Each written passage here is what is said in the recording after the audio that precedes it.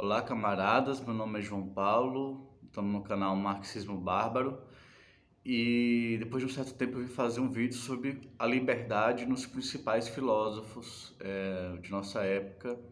E no final uma posição pessoal, tá?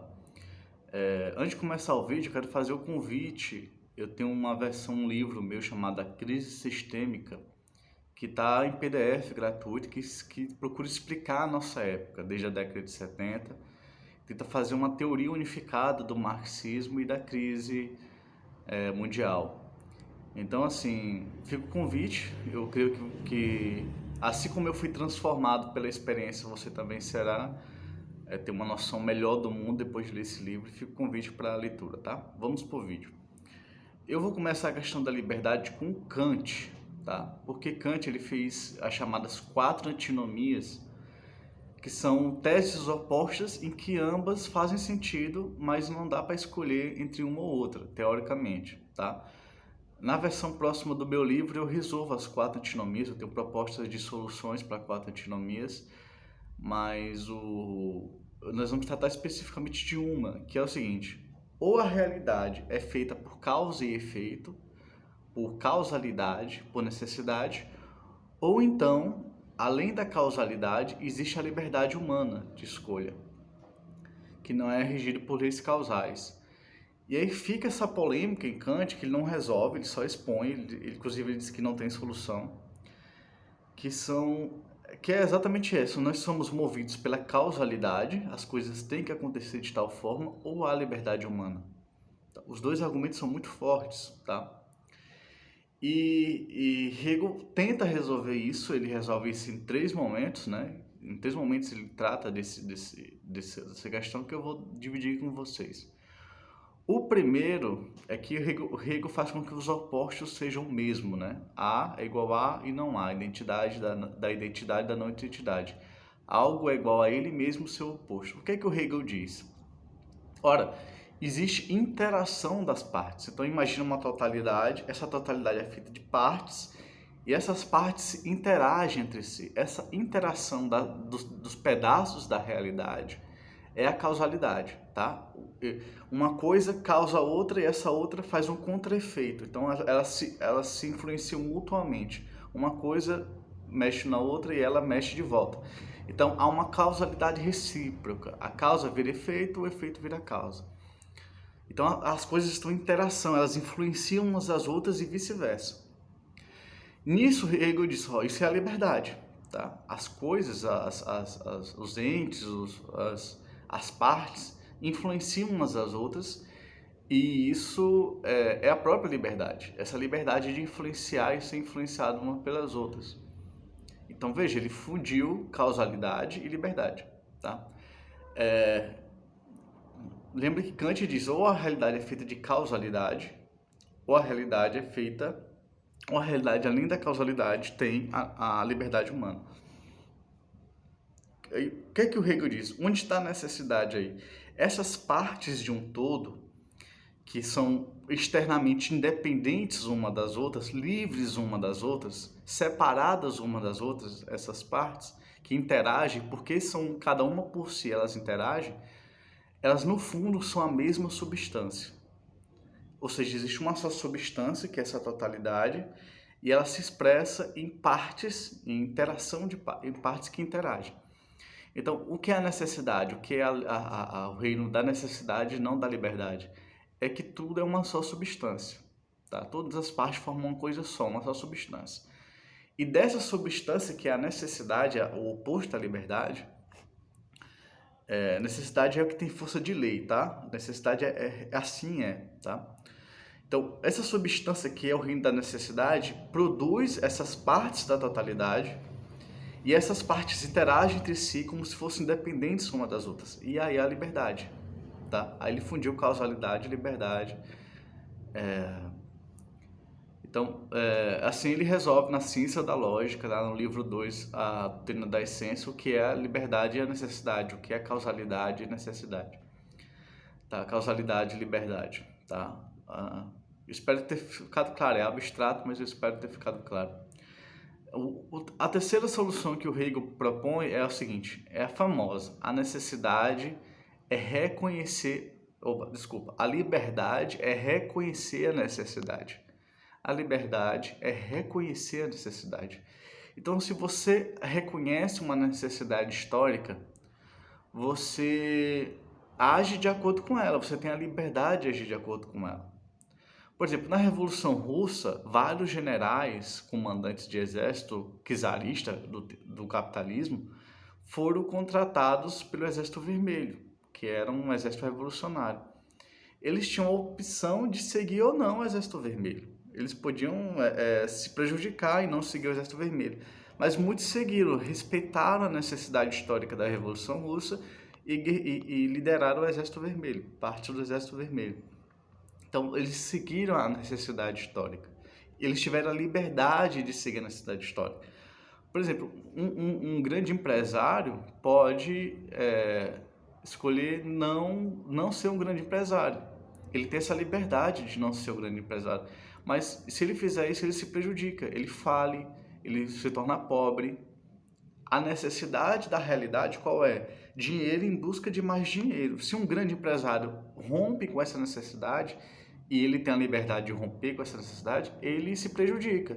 Mas ele tem a necessidade, ele tem a possibilidade, a liberdade de querer se prejudicar. Ou ele tem a possibilidade, a liberdade de querer seguir as leis necessárias da realidade, as leis causais da realidade. Então ele tem essas duas opções, ou se prejudicar, seguindo um caminho oposto ao da realidade, ou ser um grande continuar tentando ser um grande empresário, que é da lei da sociedade capitalista. Então ele tem opção? Tem, mas ele também não tem. Ele é tanto livre quanto relacionado à causalidade e à necessidade. Então a liberdade é respeitar a necessidade. Fechado essas duas questões de Hegel, vamos para a terceira. Ainda tem Marx, tem Lukács, tá? Em uma posição pessoal. A terceira é que afirmar totalmente a individualidade é uma forma de afirmar sua liberdade, sua independência. Mas o indivíduo só consegue se realizar, ser estável em relação com os outros, junto com os outros. Isso vale para um átomo. Por exemplo, um átomo é instável isolado, ele tem mais energia do que o necessário para ele ser estável. Então ele se junta com outros átomos para formar uma molécula. E formando a molécula, ele se torna estável. A mesma coisa é o ser humano. Ele isolado, ele parece mais livre, mas ele está na prática negando a sua liberdade. Por quê? Porque ele só é livre em comunidade. Ele é um ser social. Ele só é livre em conjunto. Assim como o átomo é instável energeticamente, por isso precisa se ligar a outros átomos para ganhar estabilidade, o homem precisa se ligar aos demais para ganhar estabilidade. Isso é a afirmação da liberdade plena em Hegel, que ele acredita que essa liberdade a gente chegaria a ela em pouco tempo. E ainda não chegamos, né? Que a gente sabe que é o socialismo. Então, aí a gente entra em Marx. No Capital 3, no terceiro livro do Capital, no final do livro, nos últimos capítulos, Marx fala o seguinte, a produção no socialismo será o reino da necessidade, ou seja, mesmo se a jornada for de 3, 4 horas diárias, você vai precisar trabalhar, tá? Ele não sabia que existia robótica, ele não sabia que existia automação, a informatização a internet, ele não sabia que existiam essas coisas, então ele considerava que o trabalho não seria totalmente superado. Então ele diz, no socialismo, o reino da produção é o reino da necessidade. O trabalhador precisa trabalhar, mesmo com uma jornada pequena, mesmo com uma jornada digna, com um trabalho insalubre, sem salubridade, mesmo não trabalhando à noite, mesmo sendo respeitado como trabalhador, mesmo ganhando bem, ele precisa do reino da necessidade, que é a produção, o trabalho.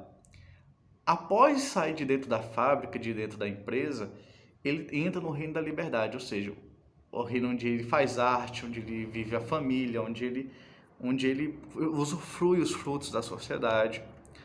Então existe o reino da necessidade, que é o reino da produção, sustenta o reino da liberdade, que é o reino onde a pessoa vive mesmo, tá? A gente sabe hoje que no comunismo quase tudo que puder ser robotizado, informatizado, automatizado será. Estão liberando o homem do trabalho manual tanto quanto possível. Mas O rei da necessidade, em Marx, permanece. Você tem a necessidade, que é a produção, mesmo se a jornada for de 2 horas, e essa necessidade produz uma riqueza que permite o reino da liberdade, que é quando você vai viver a vida fora da produção, tá? Depois veio Lukács. Lukács também refletiu, Lukács para alguns também refletiu sobre essa questão da liberdade. Ele tem duas posições sobre a liberdade. A primeira interessantíssima, que é o seguinte: quanto maior a produtividade do trabalho, lembre-se que o homem é o único animal que tem produtividade crescente. Ele é cada vez mais produtivo. O escravismo, o feudalismo, o capitalismo, um é mais produtivo do que o outro. O homem aumenta a sua produtividade. É o único animal que faz isso de forma constante. Então ele diz: quanto mais produtiva é a humanidade, mais livre ela é, mais opções o indivíduo tem, mais o acaso determina o destino do indivíduo, mais livre ele é. Ou seja, o aumento da produtividade aumenta a liberdade. O homem, o trabalhador que era escravo, ele não era livre, né? Na Grécia Antiga ou na Roma Antiga. O escravo não era livre. No sistema seguinte, no feudalismo, o servo, que já não era escravo, era um pouco mais livre do que o escravo. No capitalismo, o trabalhador assalariado é mais livre do que o servo e do que o escravo. E no socialismo, o trabalhador será de fato livre, substancialmente livre, como diz Mésaros. A gente não vai ser só formalmente livre, mas substancialmente livres. Então, o caminho da humanidade é o caminho que a gente é cada vez mais livre, tá? Até atingir a liberdade no socialismo. Então, assim, no desenvolvimento da humanidade, nós passamos a ter cada vez mais opções, nós somos cada vez mais individuais, com personalidade mais rica, mais própria, tá? Com o desenvolvimento da humanidade. O segundo aspecto da teleologia, o segundo aspecto da liberdade em Lukács é o seguinte: o homem pensa uma ideia e ele usa as leis causais da natureza para produzir. Então, para você produzir algo novo, uma ferramenta, você precisa saber as leis causais da realidade, ou seja, a necessidade, a não liberdade. As coisas têm uma lei causal necessária, que assim é. Mas para isso ele usa a liberdade dele, que é a teleologia, ou seja, o fato dele pensar, o fato dele antecipar em forma de ideia o que vai ser feito na realidade. Esse fato dele projetar antes, imaginar antes de fazer, é a liberdade.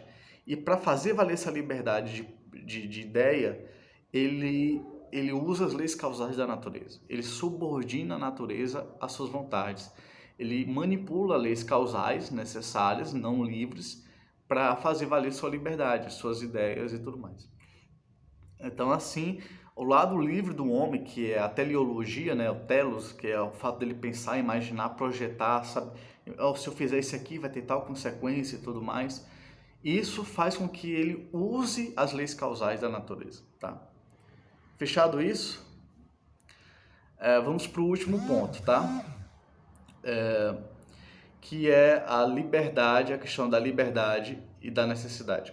Olha só, o que é que diz Kant? Vou reforçar o que diz Kant. Kant diz que ou a realidade é feita por causalidade, ou seja, causa e efeito necessário, ou seja, não há liberdade, ou há pelo menos a liberdade subjetiva, humana, tá? No livro que eu estou tentando concluir, que eu estou desenvolvendo, que eu estou dividindo aqui uma ideia que eu tive com vocês, a liberdade não é subjetiva em primeiro lugar, não é humana. A liberdade é da realidade. A liberdade é objetiva. Esse é o erro do Kant, achar que a liberdade é humana propriamente. Olha só, se a realidade oferece opções, seja para um homem, seja para um átomo, para uma partícula, se a realidade oferece opções, probabilidades, então o que tem liberdade é a própria realidade, entende? Se a realidade tem possibilidades diferentes, até opostas, então é a própria realidade que é livre. Então a liberdade não é, em primeiro lugar, subjetiva, ela é objetiva. A realidade tem possibilidades, tem probabilidades e ela tem para ela mesma. Ela tem caminhos para ela mesma, a realidade. Então, eu faço essa inversão. Assim, o problema do Kant, que ele achava que não tinha solução à antinomia, as duas posições opostas, porque ele estava vendo pelo ângulo errado. A liberdade é objetiva da própria realidade. Quero deixar claro aqui, para Kant e provavelmente para Marx, a liberdade é subjetiva, é social, é uma categoria social. Para mim, não é uma categoria apenas social, é uma categoria ontológica de todo ser. Se a realidade tem probabilidades e possibilidades, ela tem para ela mesma. E o que é que nós fazemos? Nós respeitamos a necessidade. Ou seja, entre as possibilidades que a realidade mostra pra gente, a gente vai seguir aquela que a gente vai seguir de qualquer forma. A necessidade está no homem. Então, a liberdade do homem é de fato seguir aquela tendência que mais expressa a sua personalidade ou seu perfil. Na partícula, o que a partícula ia mesmo fazer.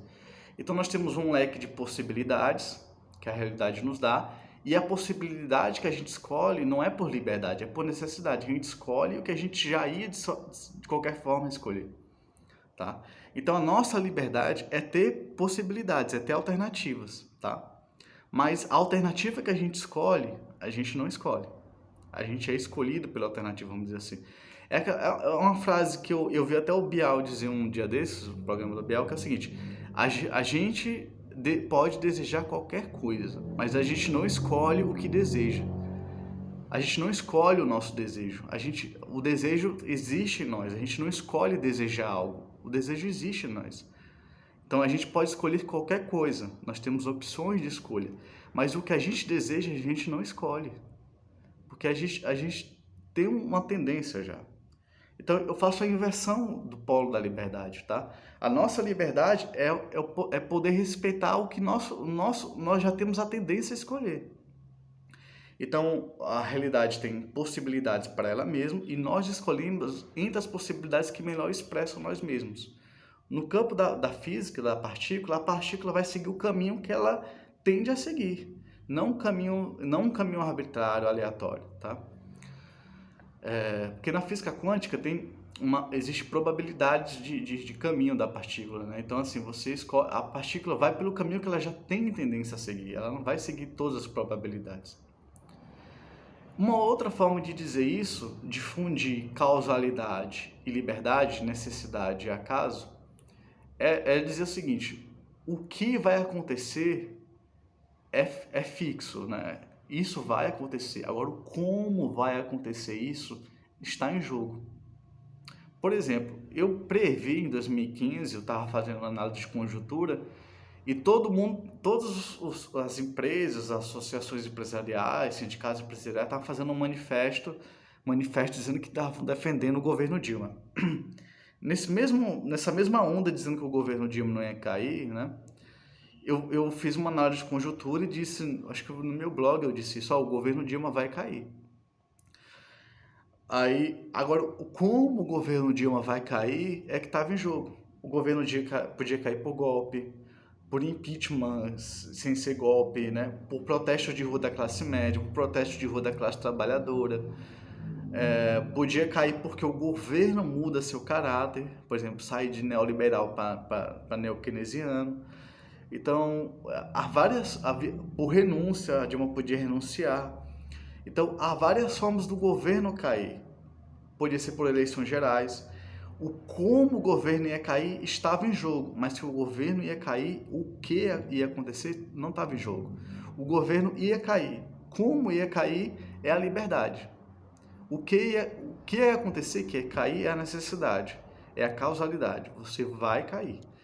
O governo vai cair. Como vai cair é o reino da liberdade, tá? Como vai acontecer é a liberdade.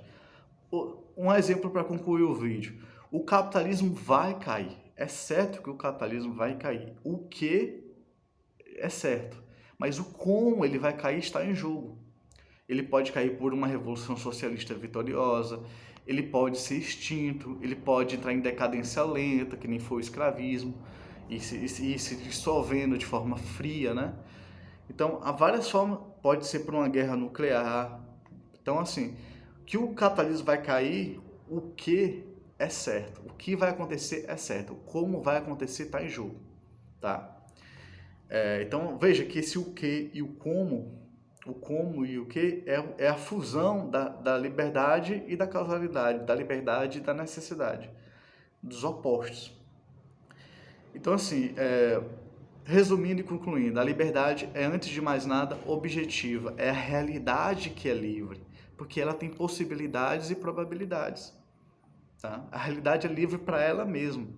Agora, nós, o indivíduo, seja uma partícula, seja uma pessoa, ela vai escolher entre aquelas possibilidades a possibilidade que mais corresponde à sua personalidade, ao seu perfil físico, entendeu? Então, assim, entre as possibilidades, o que você vai escolher é determinístico, é de acordo com o que, de acordo com o que mais concorda com sua personalidade, aqui falando do ser humano, sem falar de partículas, eu concordo com o seu perfil, mas veja, você é livre porque você tem um leque de possibilidades que te permite escolher aquela possibilidade que você tende a escolher, tá?